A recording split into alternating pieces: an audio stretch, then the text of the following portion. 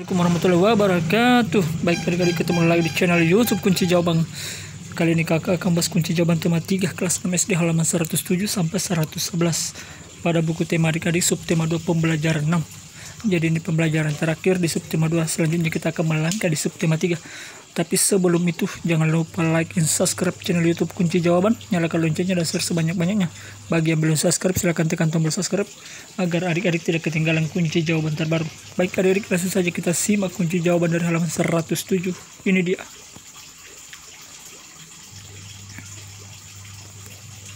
Kunci jawaban halaman 107, baca teks eksplanasi ilmiah berikut dengan teliti. Pensil si kecil yang amat penting. Pernahkah terbayang olehmu gimana sih manusia bikin tanda dan tulisan sebelum ditemukannya pensil? Bagaimana proses penemuan pensil hingga menjadi bentuk pensil seperti sekarang dengan proses pembuatan yang lebih modern.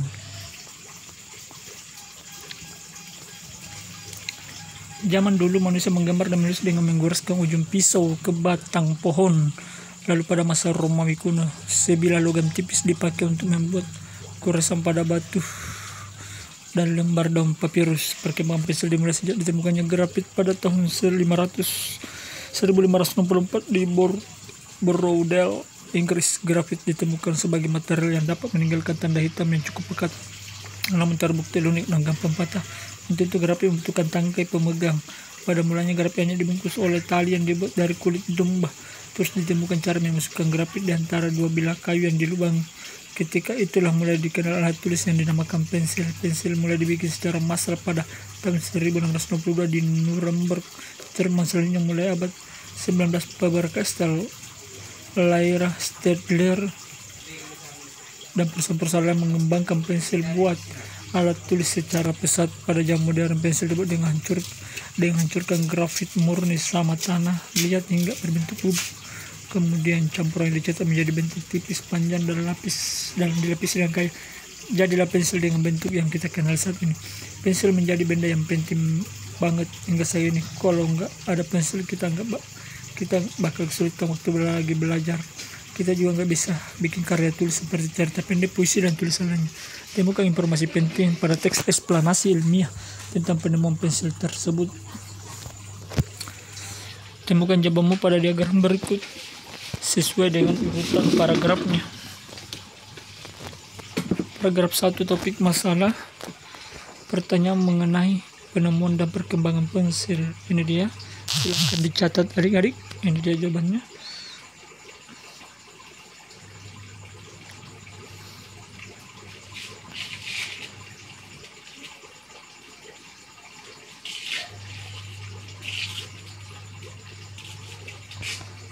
Ada bang.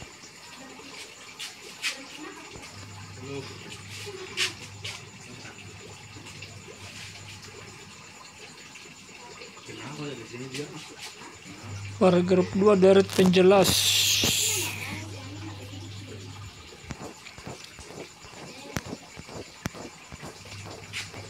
Zaman dulu manusia menggambar dan menulis dengan menggoreskan pisau ke batang pohon dan menggoreskan logam pada batu atau daun papirus. Perkembangan pensil dimulai dari penemuan grafit yang mampu membuat goresan hitam pekat namun lunak dan mudah patah. Kemudian grafit dibungkus tali dan dari kulit domba. Sejak ditemukan cara memasukkan grafit di antara dua bilah kayu, alat tulis bernama pensil dikenal. Paragraf 3, deret penjelas. Silakan dicatat ini adik ya dulu. Ya.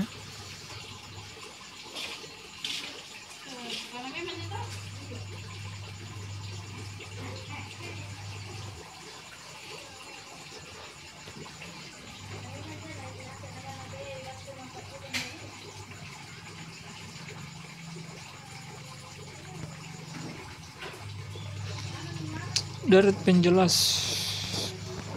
Jawabannya, pembuatan pensil secara massal dimulai tahun 1662 di Nuremberg, Jerman. Kemudian mulai abad 19 banyak perusahaan yang mengembangkan pensil sebagai alat tulis secara pesat. Pada zaman modern pensil dibuat dari bubuk hasil penghancuran grafit dan dari tanah liat. Lalu campuran yang dicetak menjadi bentuk tipis panjang yang dilapisi kayu seperti pensil saat ini. Paragraf 4, kesimpulan dan pesan pendapat pribadi penulis. Silahkan dicatat atau difoto ini dia. Ya. Ini paragraf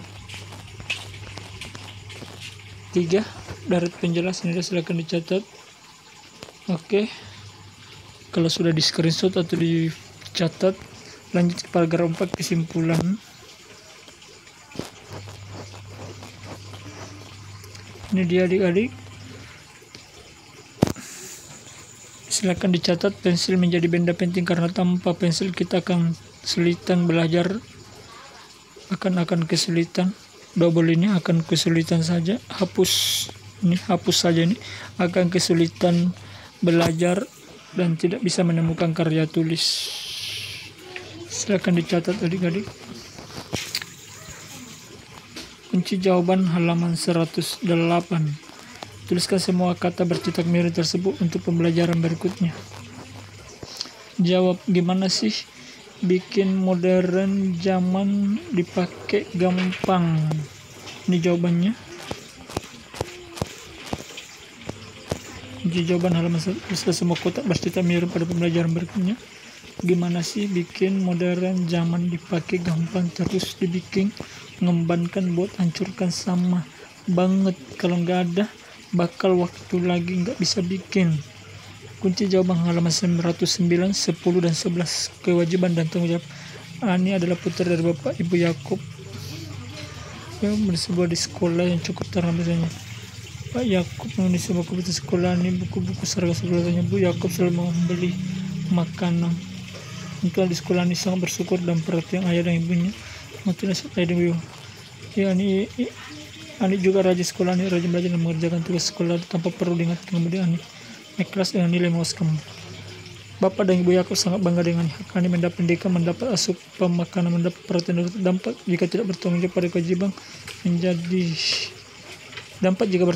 kewajiban menjadi orang berpendidikan, membangga orang tua, dapat menggapai juga. Empat, kewajiban tujuan dapat tetap bisa saling menghargai. Dampak jika tidak bertanggung jawab pada kewajiban, mengecewakan orang tua, gagal meraih cita. Jadi adik-adik ya, jawabannya akan dicatat.